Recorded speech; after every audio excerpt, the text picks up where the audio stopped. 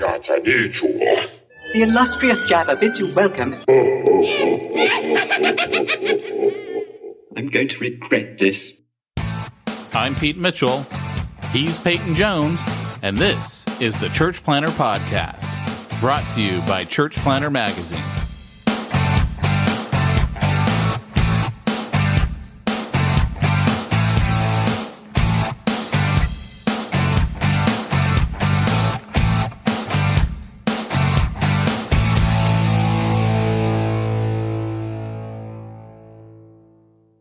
Hey, Church Planter, this is Pete Mitchell. And this is Peyton Jones.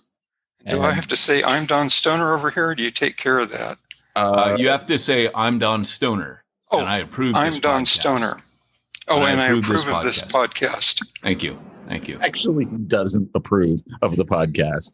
Who does? Dude, I love how Don comes on this morning before you were here, Peyton. And the first thing he says is, you ever have anyone say to you, do you believe the first 10 or 11 chapters of Genesis? I'm like, he just goes right into it. It was just, I'm like, wait a second, hold on, let me get my Bible out here. Well, I want to know, Peyton, have you ever heard anyone say that, or is that just me that people say that too? Oh, yeah, totally. Why do they say 10 or 11 chapters? It's because Abraham picks up, the narrative of Abraham's story picks up at the end of chapter 11, and then we're away, we're off to the races. But the beginning of that...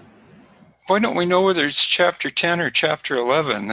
If it's Abraham, that would be the first 11 chapters of Genesis. Yeah, it's isn't Abraham introduced at the end of chapter 11? Am I right? Oh, isn't I'm going to genealogy have to look that up. in the genealogy chapter 11, or is that 10? I get my Pelegs and my genealogies confused, I must confess. Let's see, chapter 10, we go from, I don't mean to be all particular here, but it's Abram, not Abraham. Oh, good point. Oh, thank you. Thank you. All right. Welcome to the Bible Snobs podcast. This is Peyton Jones. So here's the thing. Guys, let me tell you, you are in for a crazy time with a crazy mad scientist. We are on again with Don Stoner. If you missed our last episode before we went on vacations, because both of us were away. Pete's like, I can't do the podcast. And I never tell Pete when I can't do the podcast. At least in a reasonable tell Don time. when you couldn't do the podcast. Yeah, unfortunately, Don showed up without Pete and I there. And so that was a little egg on my face. But anyways, here we are. This is part 2 or part 2, to use the other part of French that I kind of remember. Or dose. And so... Yeah, well, it's trois for you and deux for me. Einstein drei. Nice. Did I get that wrong? Busting out that German. All mad scientists have to know German. So we are here. You're going to start busting out like Persian. I'm sorry. No, I don't know Persian. Portuguese. All right, so here we go. Don is one of the smartest people we know, as you can see. He knows more than one language, which for Pete and I makes him a genius. But cards printed. Well, we are on Don Stoner, genius.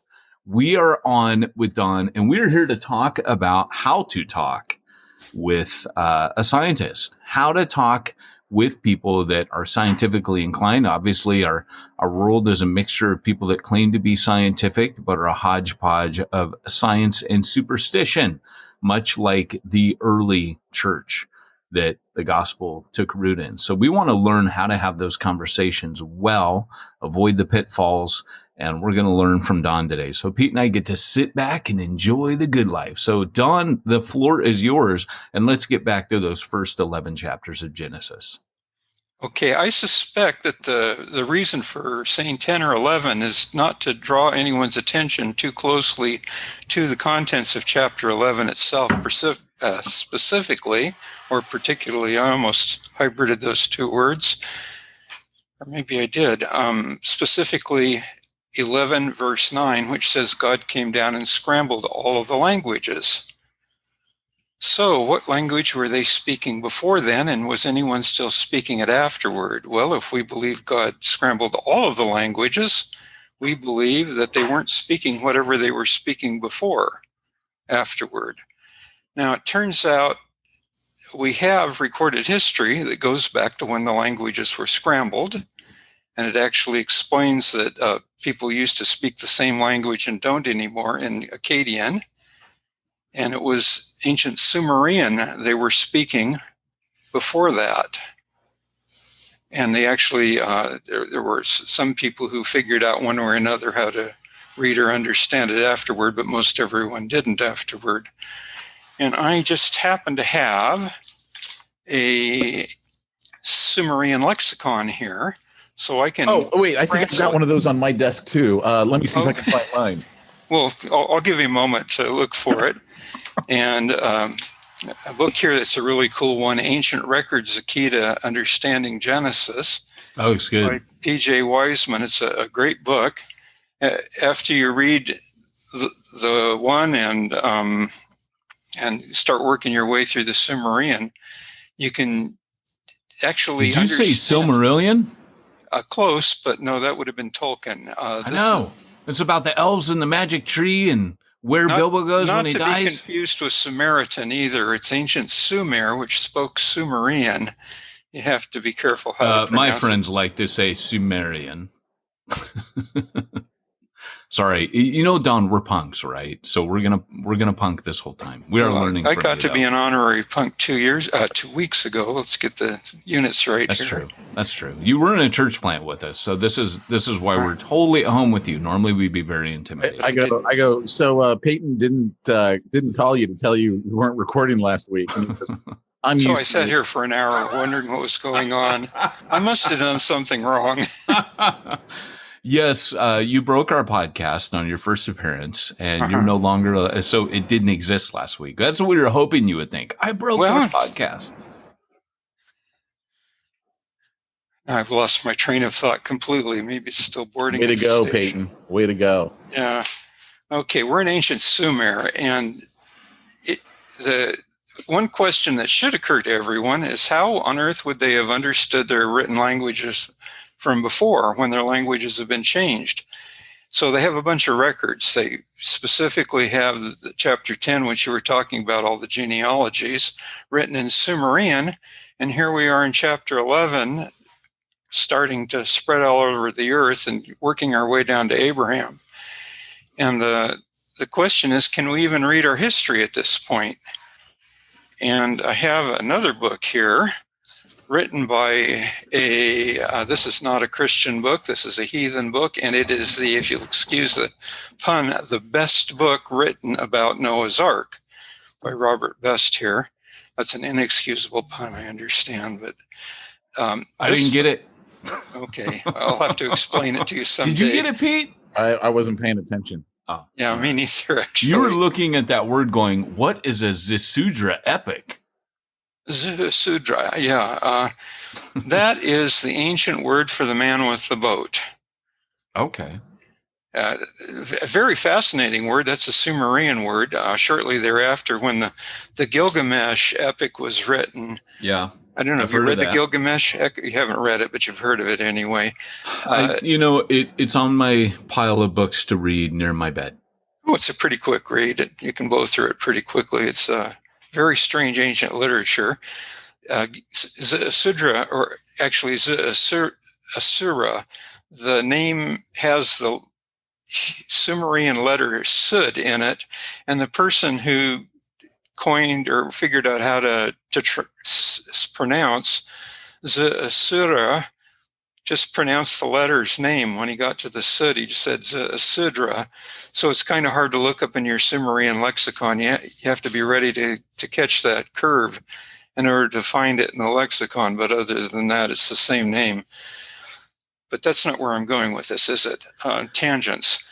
Okay. Gesundheit. God bless you.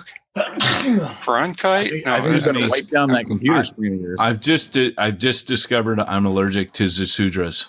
Yeah, I can believe that. Well, okay, his name becomes Napishtim. They retell the story, but he's got a new name. And the reason, of course, is because they translated the whole thing and they translated his name too. In Sumerian, Sidra means life everlasting. You have to look it up twice to get the two words and hook them together. Napishtim is Akkadian for life everlasting. When we get down to, I didn't look it up, around Genesis chapter 40, we take Joseph over to Egypt with us, and he starts speaking some other language. Probably the ancient Coptic was the tongue of the pharaohs, according to the guy who figured out how to crack the code in the Rosetta Stone. He studied Coptic, and that gave him the first step to. Okay, Don. I gotta slow you down. I gotta ask, probably what Deb asked you after 3 dates. Where's this going? Where are we going? Oh, I'm almost there. Okay. I was just waiting. I was waiting for the breakthrough. Okay. Utnapishtim now gets translated, family records, to the ancient Egyptian word for everlasting life, which is, can anyone guess? It's a little symbol with a loop on the top and a cross. Yeah, it's called the Ankh. Yeah, that's correct. So Noah gets called Ankh at this point. And Ankh, if you write it out instead of using the little simple, is arm, water, and the last one is, it's a circle filled in that I believe is a throat, but they'll tell you it's a placentia when you're reading ancient Egyptian, which is of course wrong, and I'll explain it. I often get throat and placentia confused. Yeah. Anyway, when I'm reading ancient Egypt, I don't run into those. And by the way, this is not the way you talk to a scientist. So I'm just telling you, and Don's going somewhere. This is how you talk to a historian or a historian or an historian. That's how we're supposed to say it. Well, this is what's fun about talking to Don is you think you're talking to a scientist sometimes, like, did you actually know? And he'll go into all this, and it's fascinating.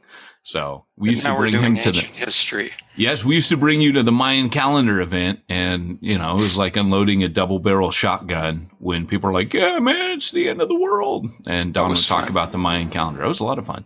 All right, carry on, Don. Okay, so we're in ancient Egypt now, and we've got this word Ankh for everlasting life, which is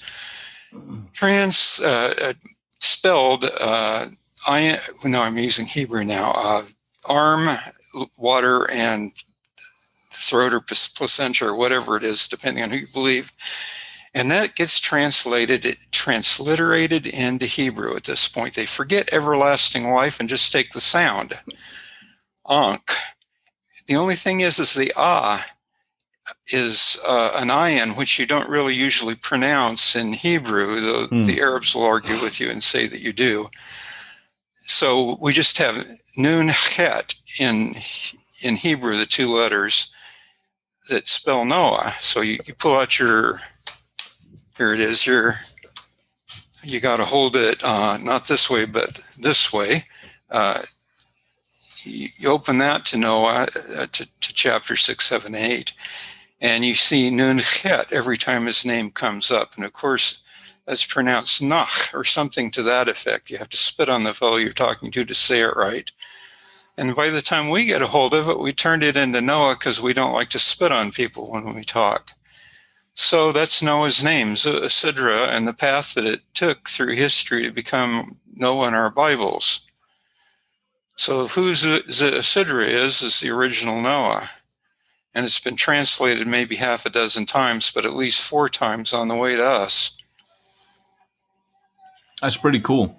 Yeah, because the Bible would have been written obviously at a much later date than this, and the oral tradition would have existed. So when you talk to a skeptic, Don, and he says, well, of course you would think that, but really what happened is whoever compiled Genesis, and we know it wasn't Moses, whoever that was, notice how I put that villain, that kind of, like twirling my mustaches. And he says, look, obviously he just pilfered the old legends, right? How do you answer that and say, no, actually, this was Noah. This is the Noah of the Bible. How do you answer that as a scientist, as someone with a grasp on it? We have the original account of Sidra. It talks about the raven and the dove. And it talks about all the animals being on the ark. I should probably put up a picture here. Do I have permission to? Of course. To add something? How do I do that? Karen taught me. Actually, Pete objects to this. Pete says no. Sorry. You're fine. How do I do it? There should be a share screen button. on your Share menu bar. screen. Right under your nose when you I have look to at look your under my nose. look at your nose on the screen, and it'll say Oh, share up here screen with an somewhere. arrow pointing up. It's green. Share. There it is. My daughter did teach me how to do that, but that doesn't mean I'm smart enough to do it. And we may need to give you permission. Aha! Don Did it Stoner work? has started. Whoa! Whoa! I Okay, see what- clay pots. I see tablets. I see obelisks. I see books. Do you see the historical context for the book of Genesis? Hey, wait a second. I see Don Stoner's book, one of them up there. I just pulled that up. Who Designed God? Yeah, I'm trying to advertise it there. If you click on it, you get that. But what we're trying to do right now is the historical context for the book of Genesis by some strange fellow there. And this is Sumerian here. This is a list of all the animals. It's a book on biology, specifically zoology. It's a complete list of every known animal that hung out in the plain between the rivers. Okay, here's a map of ancient Sumer. It looks a lot like Iraq because that's where it is. We have the Euphrates and the Tigris or Tiger River, the Swift River up here. And Wow. we have a row of ancient cities here and another row of ancient cities here. And those are the cities that were before the flood, when that's where the two rivers ran. You can No kidding. reconstruct the geology there. And the flood, it's hard to know how far out it went, but at least it went far out enough to shift the rivers all the way out to here. I'm guessing, 30,000 square miles, something like that for the area here. Well, most Christians would say, well, didn't the flood cover the entire earth? I was going to go there. Because Okay. It covered I've had this all- conversation with him. That's why I thought I'd bring it up. I Okay. was waiting to go there. Well done, Pete. It Wait a second, covered- Don. It should have been higher than Mount Everest, and it should have covered the entire planet, because that's what the Okay. Bible says. We need to study some words here. First of all, it covered all the land, Eretz, under the sky, Shamayim. Okay, those words can be translated heaven and earth could mean, at least to somebody post-Galileo, a sphere orbiting the sun, or Copernicus anyway. But to the ancient Sumerians, if you wanted to say universe, you'd said sky and dirt, basically, and everything in between. So it covered all of the dry land under the sky, which is absolutely true. Any flood this big, if you've ever been out in a boat offshore, even 30 miles offshore, you sort of don't see the shore very well if it's anything like flat. And it turns out ancient Iraq, or modern Iraq for that matter, is completely flat. I don't happen to have a picture of it with me. I think where people get in trouble is they want to absolutely be faithful to the biblical text, which is a good thing. We Right. all do. Good right? place to start. If the Bible says it covered the entire globe, and I remember back in the days, I don't want to trigger you, Don, but Ken Ham, who built that weird ark thing, He's he used nice. to take it. But what I'm saying is, I think a lot of damage has been done by people doing apologetics poorly. And what he would do is he would take a globe and he would put it in a bucket of water and say, do you mean this? If you don't mean this, you're not being faithful to the Bible. And I disagree, because if the biblical writer was looking around and saying it covered everything as far as the eye could see and use that language that you're talking about, then we are being faithful to the text. Even if we say, no, it was a localized flood, we are not. And really, I mean, to be honest, like, if we believe that all known civilization at that time was living in that region, then it would be possible to say that all people had died and yada, yada, and then it'd start over. It's not that you're approaching the Bible with a hermeneutic of disbelief, but you're approaching your own interpretation of ancient writers with a hermeneutic of caution. If my understanding of the Bible disagrees with my understanding of the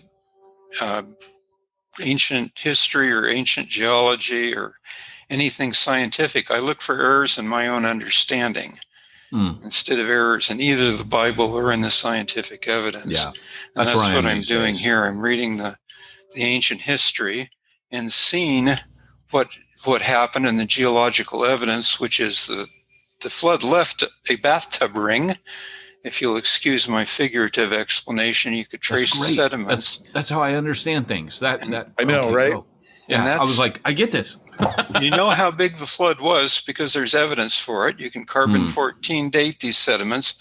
It was 2900 BC. That's 4,900 years ago. Unless I want to add 20 years for the present 20 years we are past the second millennium. Let's be a little bit more exact if we can, please, Don. Okay, the only problem with that is what month and what week of the month? 9 o'clock in the morning, of course. To quote the famous, oh, come on, was his name Archbishop Usher? Yeah, Usher, that's the guy. Yeah. Okay, Lightfoot went farther than that. But the idea here is we have the evidence, and all we have to do is say, gee, if we use a correct understanding of our word earth, eretz in the Hebrew, and something else in the Sumerian, which I didn't bother looking up, so I can't tell you, and shamayim in the Hebrew for sky. If we believe that completely, we understand what happened. 30,000 square miles worth of puddle. Wow.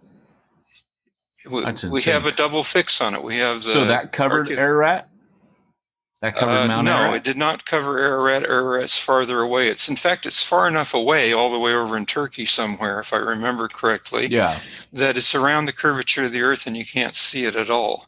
Okay. In fact, there are no mountains, anything we would call a mountain, anywhere in this whole area. Okay. As far as you can see, well, for example, here we can look across the ocean and see Catalina. In fact, we missed the first 600 feet of Catalina because the stuff down near the water is hidden by the curvature of the earth when we stand on the beach. Wait a second, Don. The earth is flat. Yeah, I know that. Sorry, I just had to say. I got down sooner. I got to pretend to be a flat earther for I can see it. 30 seconds. Okay, the moon is hollow. It's a space station. I can see it from you, Peyton. That's great. The motto of the Flat Earth Society is any fool can look out his window and tell that the earth is flat. I mean, how can you argue with that, really? Okay. There's no such thing as atoms and molecules. I can't see them. Okay, it turns out we're not fools, and we're going to go ahead and pretend it's round for the purpose of this discussion. Okay, here. All right. Maybe Galileo was right after all, but that was actually even Columbus wasn't pushing for that. He was in league with Lucifer. All right, go on. Possibly. Hard to know for sure. Use that devil sorcery. Okay, where are we? My train of thought. Okay. We were talking about Ararat for a second. 33,000 square miles of puddle. Yeah, but it doesn't go that far. Right. So the ark did not land on Ararat. That was like the common creationist. It landed on the mountains of Ararat or something rather than Mount Ararat, which is a whole different thing. Right. Okay. There are some lower mountains off to if I remember correctly, the eastern edge of this valley here. That the word again, har, the Hebrew word for mountain, is also the Hebrew word har for hill. So we have the hills and the high hills or something like that. Now, what's a hill in come on, I'll get it, ancient Sumer or ancient Iraq? And the answer is it isn't much. You have to go a ways to get to anything that we would even consider a proper hill. But yeah, anything that you could stand on and breathe, and I just lost Peyton off this here. He had to go check the delivery guy or something like that. This is a professional podcast here. Nothing but professional. No flies on us. We're just like downtown. Okay. Now I've lost my train of thought again, or maybe it's the hills. Left the station going the wrong way or something. Okay, we're trying to tie these hills in. After the flood, they started building towers they called ziggurats all over the place, and they were really tall things. They may have been 50 feet high and something like that. And the reason for building these things so high was so the next time God tried to flood them all, they could climb up on these towers and survive.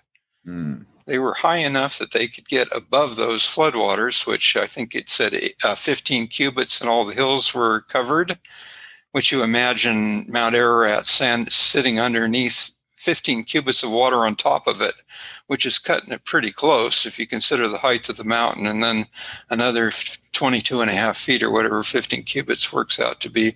Depends on whose cubit you're using, I guess. The people who were there and knew better knew that 50 feet would have been good enough if God used the exact same method of destroying the earth, which of course God promised he wouldn't do, but these fellows didn't trust him and decided to make provisions. So all over this place are these little towers that they're supposed to escape from God on so that God can't get them again. So this is all part of the... So let's not make a boat. Let's make a tower. Gotcha. Yeah, that was their plan next time. Right. So how many animals did... the joke is Moses take on the ark, and the answer is not very many, unless there were worms in the manna or something. But the ones Noah took on the ark are listed here on this thing, if my picture's still up. Yeah. And so we know how big the ark had to be for that. And another problem here is a king's list over here. Does my mouse show on? Yeah. Okay. So this is a list of all the kings. If you read through, well, first of all, in Genesis chapter 1, you've got the creation story, and said these are the generations of the heavens and the earth in the day that they were created, or Bayom, they were created in day, or at the time when, is a better translation. This little red thing down here, or the red box around this thing, here's a blow up of it, is called the colophon on a clay tablet. And it says this book is the book of such and such, and then it has an attempt at a date. Now, when they were created was about the best you could come up with for a date back then.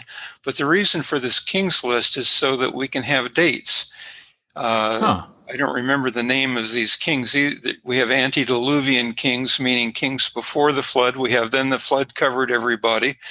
And this is, if I remember correctly, a Sumerian king's list. There's its colophon down here in the corner. Corner, one of the faces anyway. It talks about the flood on it, but only as a mention to put it in chronology.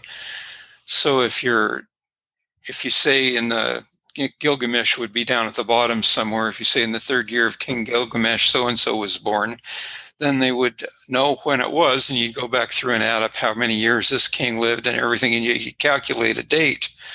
So it was an improvement to go to other dating systems, which they eventually did, but this was the startup system. And you go all the way back to Genesis chapter 1, which is when writing apparently was invented right then at the beginning. It says, these are the generations of the heavens and the earth, and the best they could do for a date was when they were created. Completely useless to anyone now. Oh, I should probably mention while I'm here that the word day in Moses' day, as in the day of Gilgamesh or any of these other fellows, it can be as the same as it is in our day, a period of time other than 24 hours. Some people, that's all they need to hear. Other people, you have to go through all the arguments the young earthers making a number with the word day and everything, and show why all of them are refuted by biblical usage. But in any case, it's easy enough to understand that days as being periods. What else is it? Okay, let me ask you this, because the other question at the beginning of Genesis is, it says not just a day, but it also says a morning and an evening. Yeah. So I understand your Hebrew perfectly. Right. So it insinuates in the English version that means a 24-hour period, because it's saying. Well, that's what you've been told, and therefore you understand it. And of course, it says that in plain English rather than. Of course. Vayhi Arab. And by the way, that's what I speak, just not very well. Yeah. Okay. Well, good for you. Okay. Me too. I'm working on English. Vayhi Arab.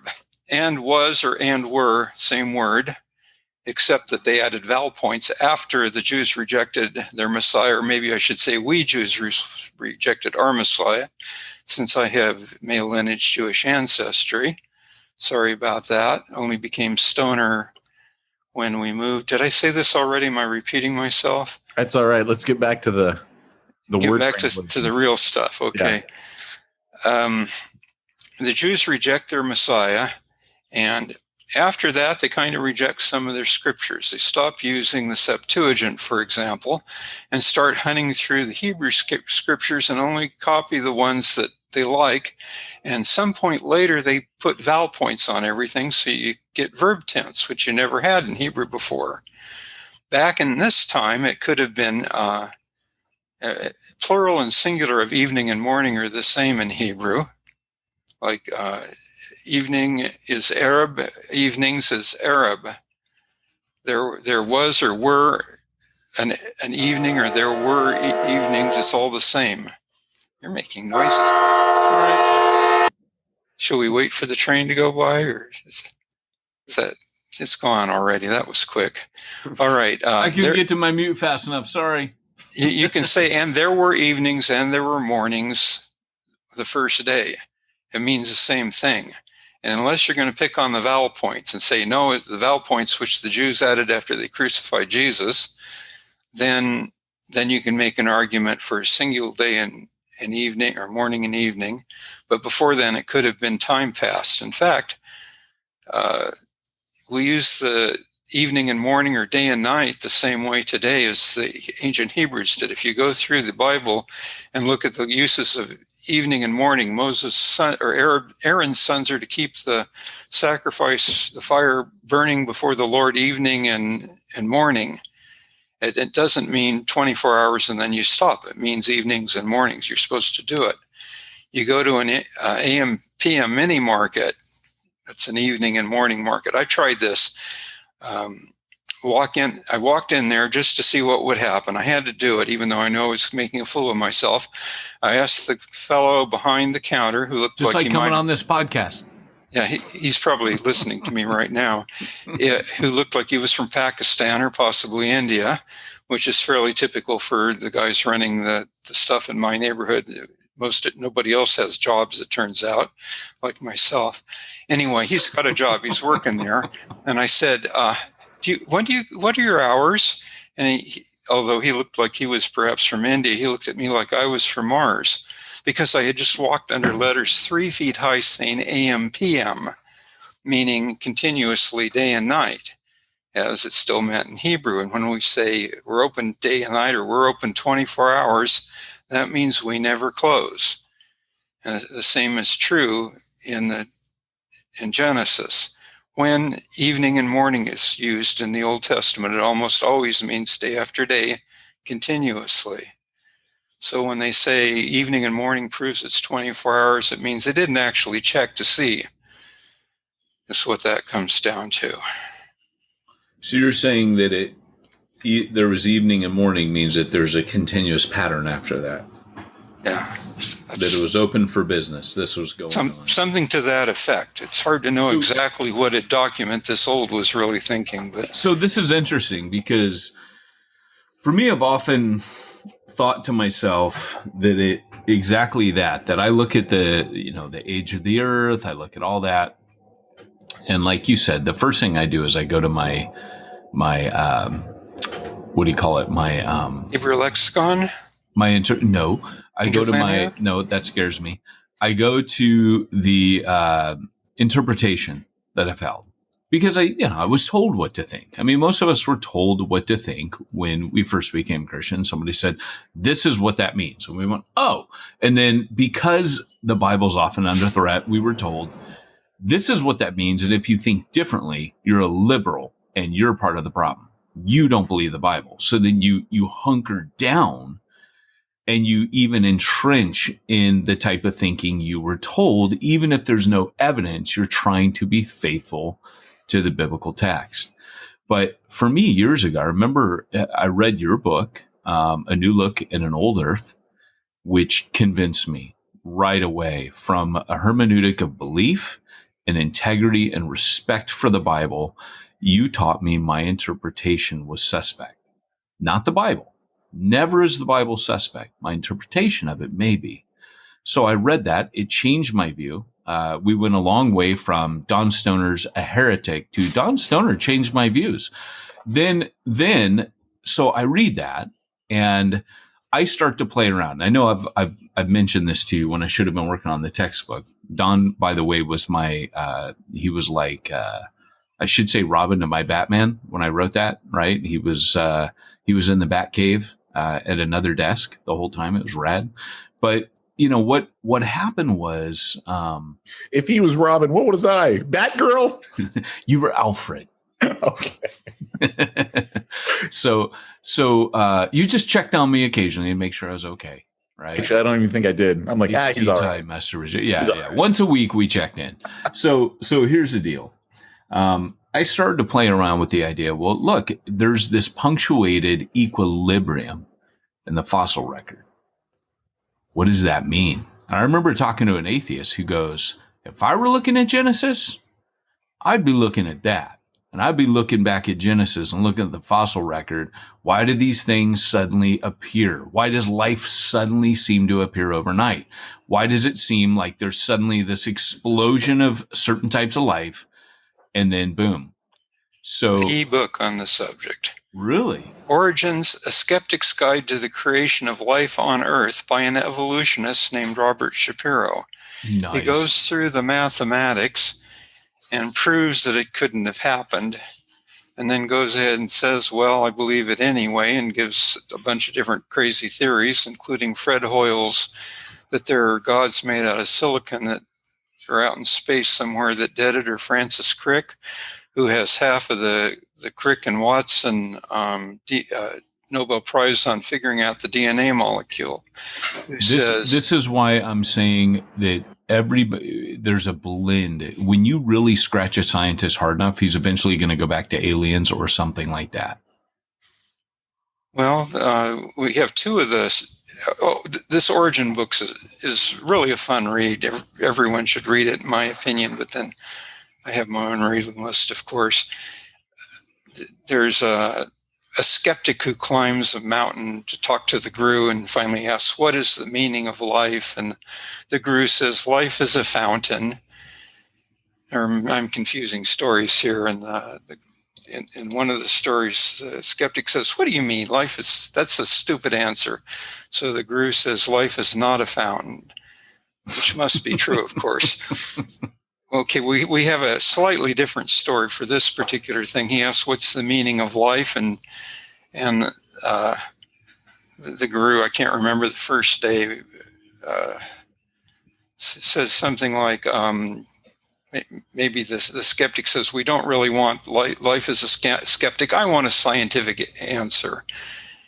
Or I want to know some kind of a different kind of answer. So he tells the maybe Inuit story of Father Raven, how there was also a bird and Father Raven created the bird and something else, and the bird helped him do other stuff. And the guy says, no, I want a scientific theory. So he says, okay, we'll do this 7 days. You come back every day and you can correct me every time and I'll try a new story. And so they go through all the different theories that men have had one at a time and blow them all away until they come up with the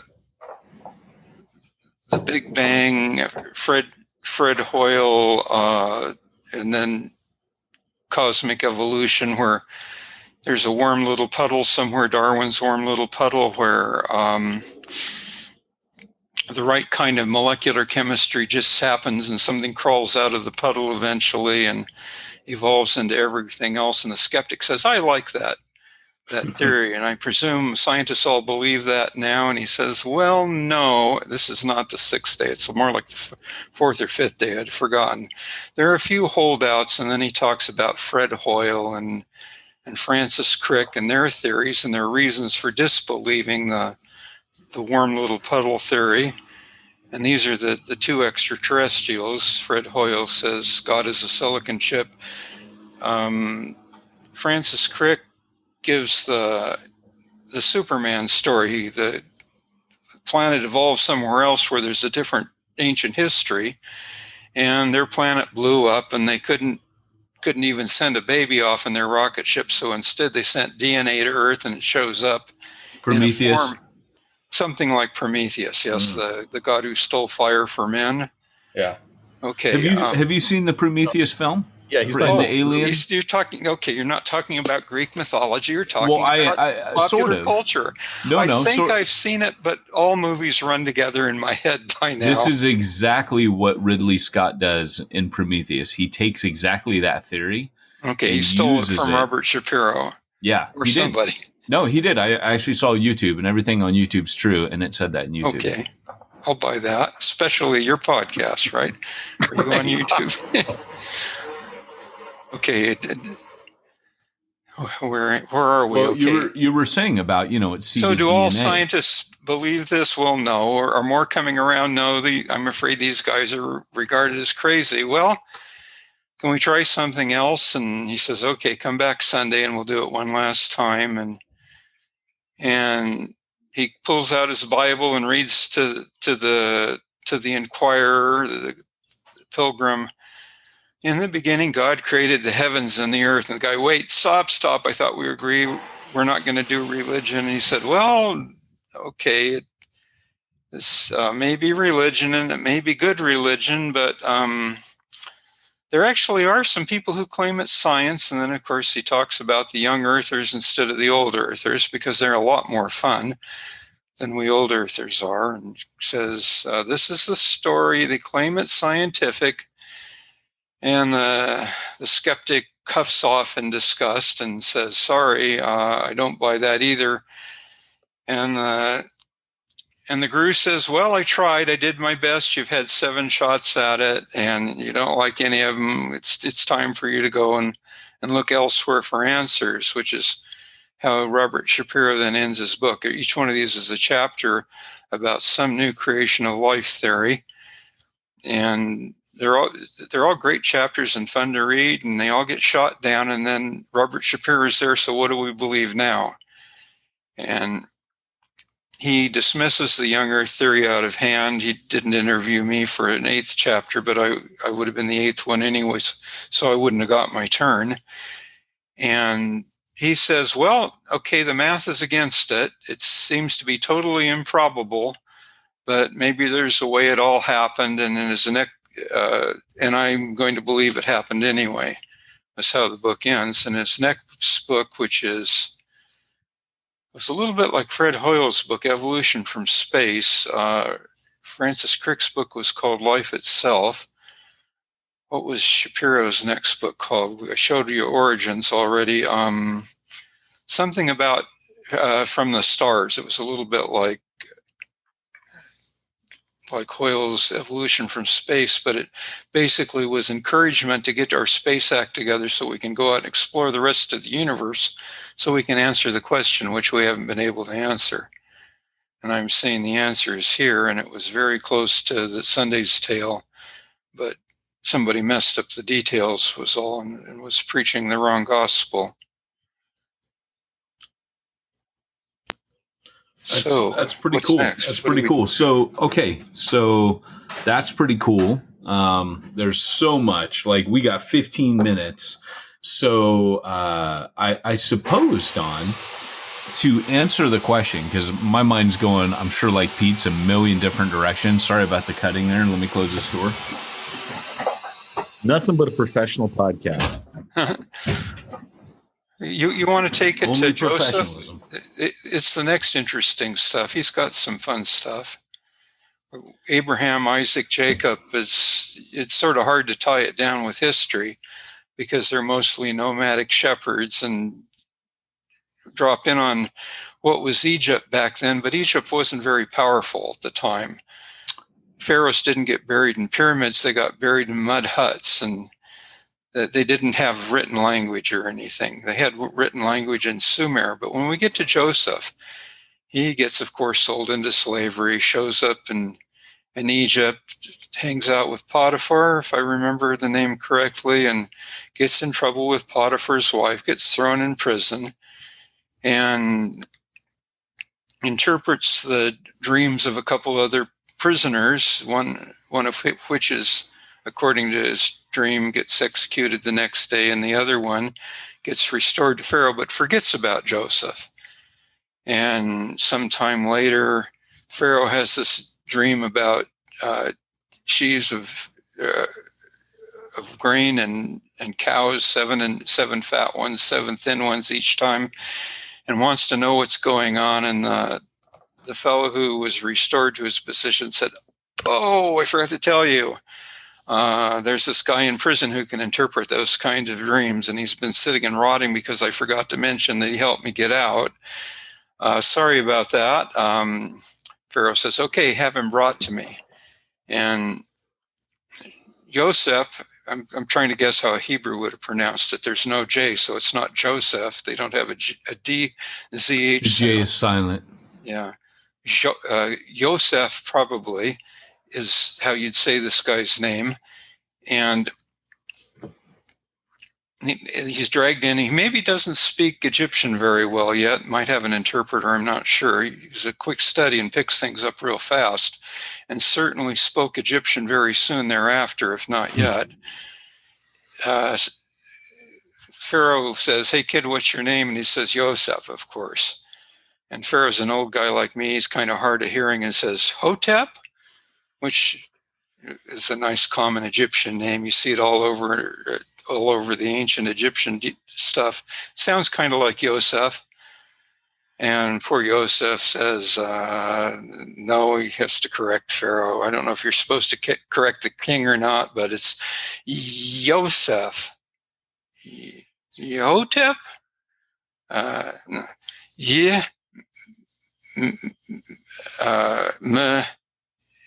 The sound yeah, meh is Hebrew for, assuming he's speaking Hebrew. This is post-Sumerian. Don't know what he's speaking, but the meme is how you say with, and then Osef, the other, dropping the Y, Yeme Osef, like that. And unfortunately, Ye is Egyptian for come. Me is the Egyptian for in, and Hotep is the Egyptian for peace. So he says, "Come in peace." So Pharaoh says, "You come in peace?" I'm making this whole story up. It's not written anywhere. But it's what you would imagine something like this happening. If you've ever heard me try to talk to somebody who I'm having trouble understanding, this is the sort of nonsense that happens. And Yosef, maybe through a translator, says, "Yes, I come in peace," thinking maybe I'm missing something here. What's going on?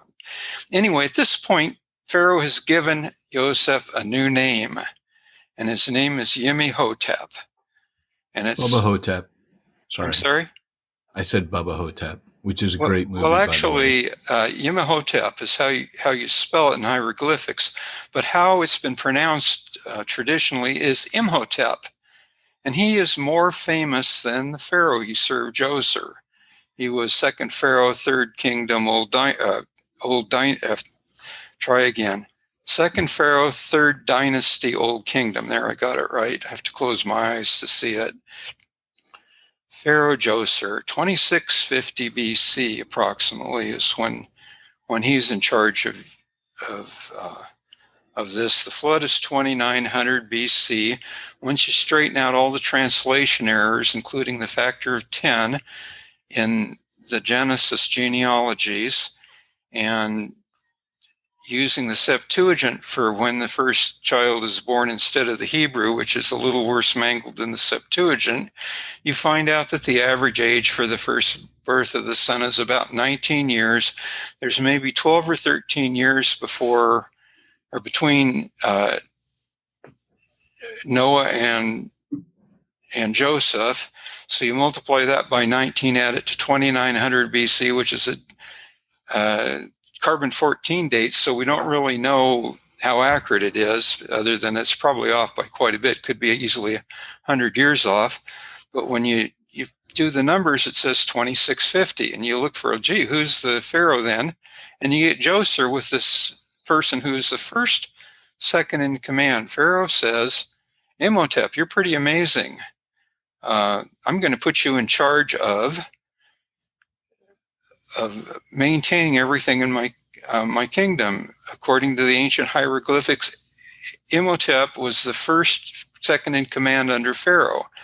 According to a more recent forgery, he also interpreted Pharaoh's dream and saved Egypt from a 7-year famine. Now, why? Wow. Yeah. So why haven't we heard about this story if it's carved in hieroglyphics and everyone knows about it? And it's because the emphasized word is forgery, not saved Egypt from a 7-year famine. We don't want that in our textbooks. So we hide it. This is a forgery. Priests of Kun forged it. Now, if I'm going to forge a document or perhaps counterfeit a $100 bill, whose picture am I going to put on it? Probably Davy Crockett? Or will I try to make it look believable? The priest of Kun doing a forgery would look up Menon or whatever the ancient authorities they have and try to make it look as much like the authentic document as possible. And then the last thing they add to it, and of course, since the priest of Kun, Kun, Khun or something, I may be selling. This is just a wrap it up notice. We have 60 seconds. 60 seconds. Okay. Anyway, this is how they said, everybody owes us money because we helped Imhotep. And so we have a document and we're trying to make sure that we don't give the Christians too much credibility. That's awesome. Well, hey, so, I mean, I wish our podcast was longer today because this is all super fascinating. And the answer to the question, do this again next week? For sure. Well, actually, I'm away again next week, but maybe you and Pete will. It's a good thing you're telling them now. That's all I'm saying. Yeah, really. I'm away next week, but maybe you and Pete. I'll let you two work it out. But here's the thing. The answer to the question, do I believe Genesis? Heck yeah. The answer is yes. And here are some of the reasons. I have a million more questions, but we're so busy doing other things that we just can't keep up on all of our bookkeeping and IRS compliance needs, can we, Pete? You know, I'm glad you brought that up because I'm usually trying to do so much study with my Septuagint lexicon and my history books. I just don't have time to take care of payroll and taxes and all of that. No time for Imhotep. No time for payroll. No time for This is a Septuagint.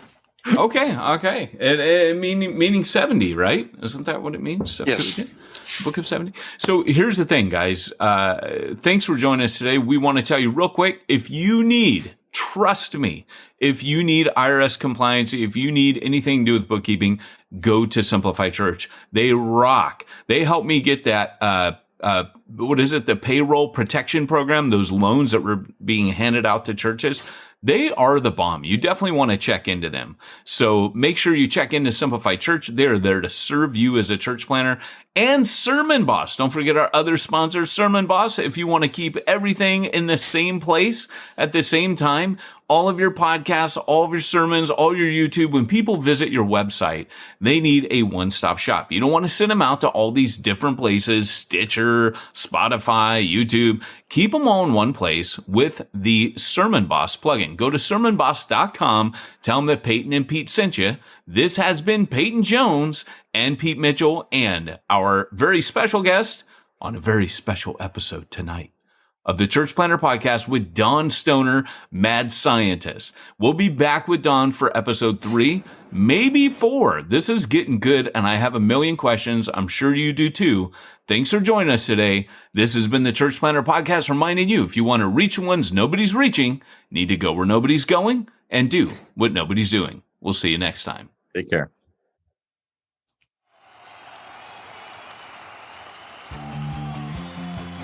Thanks for joining us for another weekly episode of the Church Planner Podcast with Pete Mitchell and Peyton Jones. We'd love to hear your comments on this episode of the Church Planner Podcast. Visit us online and let us know what you thought at churchplannerpodcast.com. If you subscribe to us via iTunes and have enjoyed the podcast, leave us a positive review. The more positive reviews we receive in iTunes, the more iTunes will promote us to other church planners who would benefit from this show. This podcast is brought to you by the Church Planner Magazine, which is available in the iTunes newsstand or online via churchplannermagazine.com.